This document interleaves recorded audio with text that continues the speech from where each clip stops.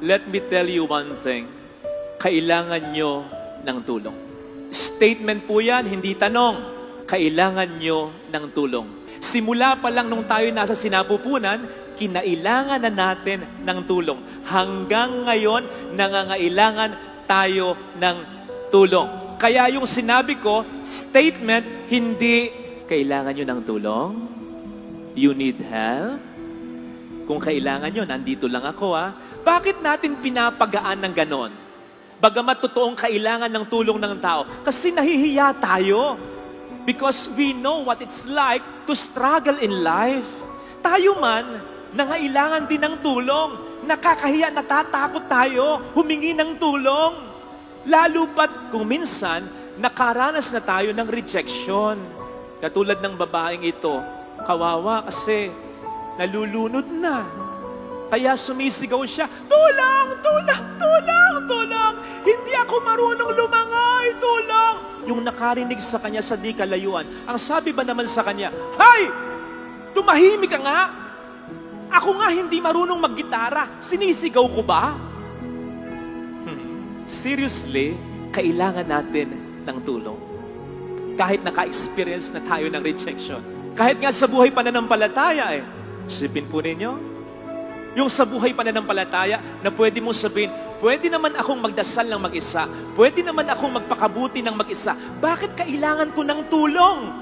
Sinasabi ng Panginoon ngayon, if you love me, you will obey my commandments. Huwag na tayong magkaila. Mahirap sumunod sa utos ng Diyos. Yun na lang pinakaunang utos. Love me with all your heart. Nasusunod ba natin yon? Sigurado ako, kung pumatak yung ulan, makulimlim lang. Kung pumatak yang kanina, wala yung iba sa inyo dito. Di ba? Patak lang ng ulan, nasubukan ka. Yun pa kayang mahalin mo ang kaaway mo. Yun pa kayang magbigay ka kahit wala ka nang ibibigay. Yun pa kayang magpatawad, umunawa.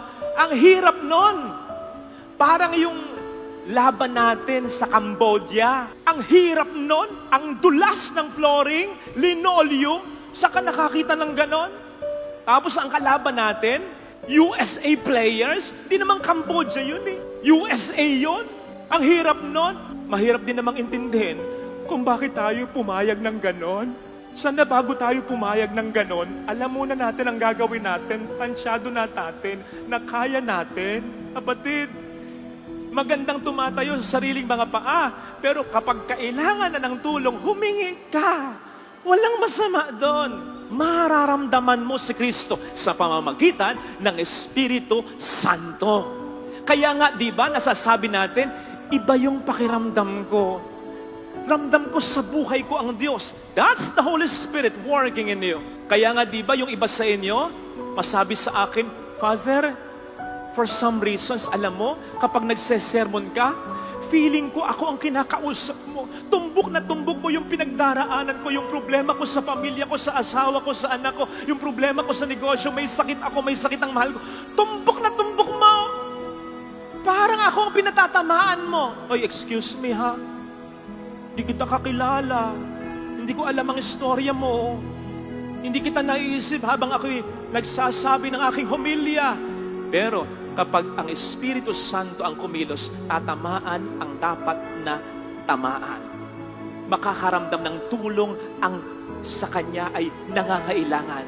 Mangungusap at mangungusap si Jesus sa iyo sa pamamagitan ng Espiritu Santo, sa pamamagitan ng salita niya, sapagkat siya ang nakakaalam ng istorya ng buhay mo. O di ba't kay ganda? Kahit wala na si Kristo, physically bilang tao, nandyan pa rin siya sa pamamagitan ng Espiritu Santo.